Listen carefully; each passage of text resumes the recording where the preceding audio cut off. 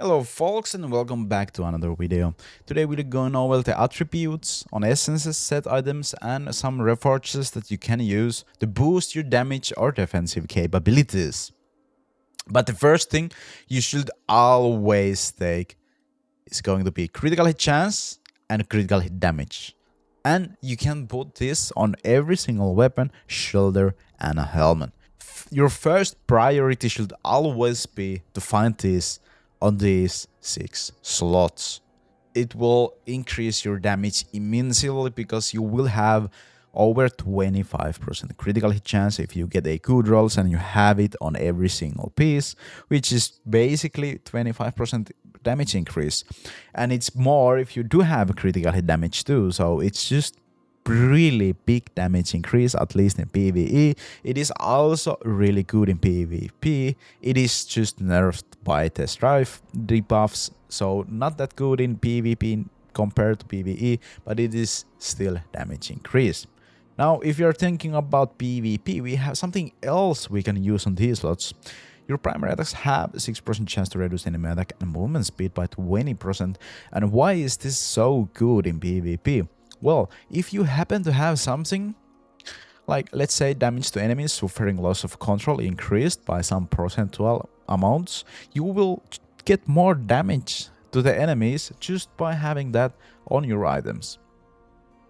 And also, well, they are slowed and their attack speed is slowed, so it's easier to deal with them afterwards. Now, on the defensive side of things, the best one will probably be beneficial effects. Duration. Now, anything that reduces damage is good. And damage taken while loss of control is probably the best one because it has the highest amounts of defense or percentual damage decreased, while in PvP you are probably always slowed while you are fighting the enemies, because bile and everything else proccing you will have a loss of control effect, so that is really great to have. I don't have it right now, but if I would get that, I would go for that. But firstly, I would go for beneficial effect, duration increase, and that shows because I have beneficial duration on both of my defensive gears.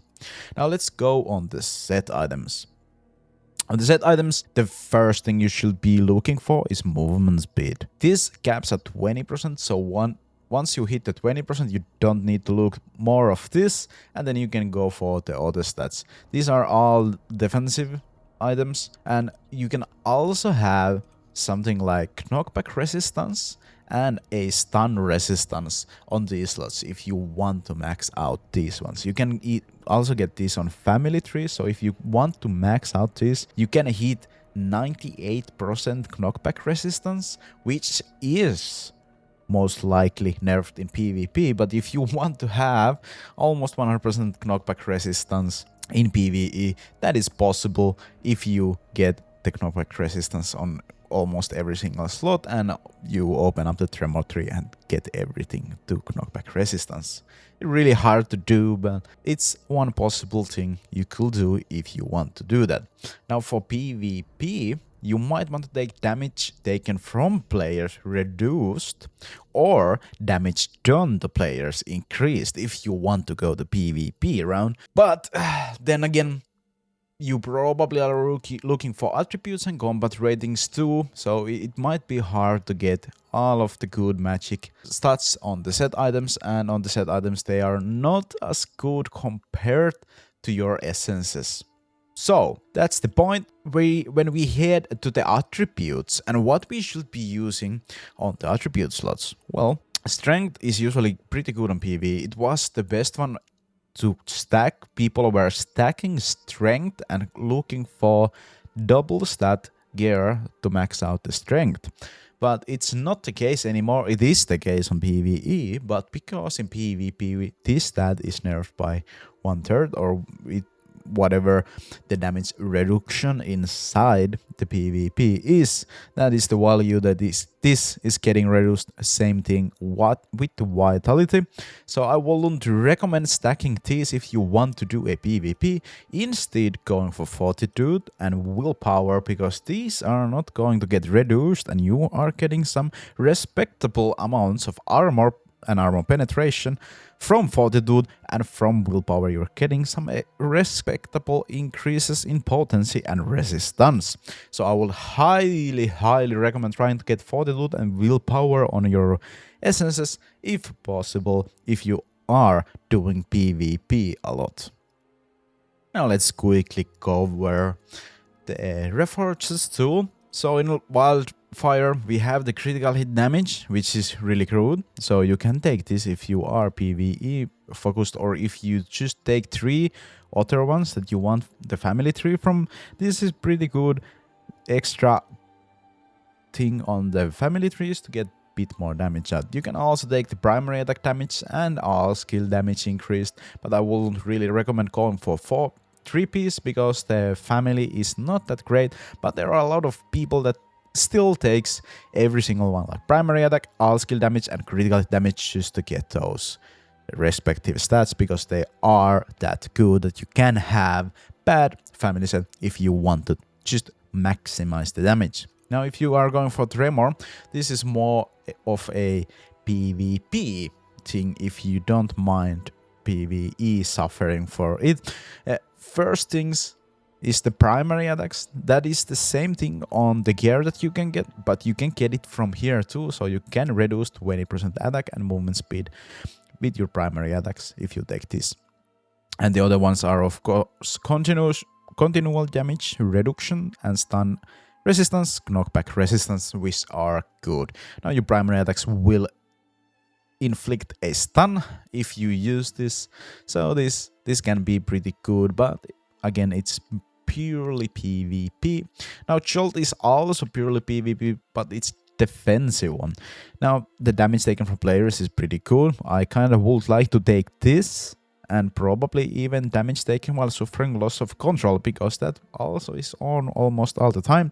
These are the 2 best ones you can get here, and of course duration of beneficial effects increase. This is also something that PvE players might really like to take, because a lot of abilities will greatly be increased with duration of beneficial increase, and you might even get 100% uptime for some abilities if you use this in PvE, making everything just easier to farm.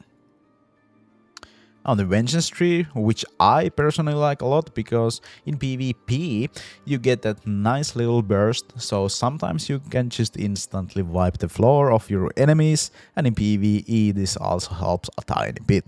Now the attack speed is nerfed, but it's pretty good. Damage to players, still pretty good. Still we don't know if this is nerfed.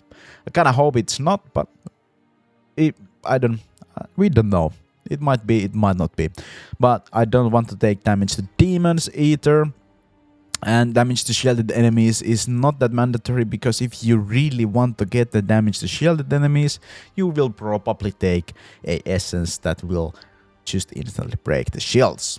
Now damage to enemies suffering loss of control is really great if you pair it with the Tremor one, where your primary attacks will deal a movement speed slow and attack speed slow.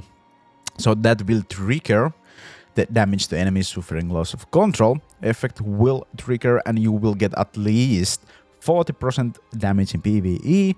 Of course, some bosses can take that, but in PvP that is always 13% damage increase when you're fighting. Now then we have Barrier, where we get maximum life. Damage to undead, really not that great.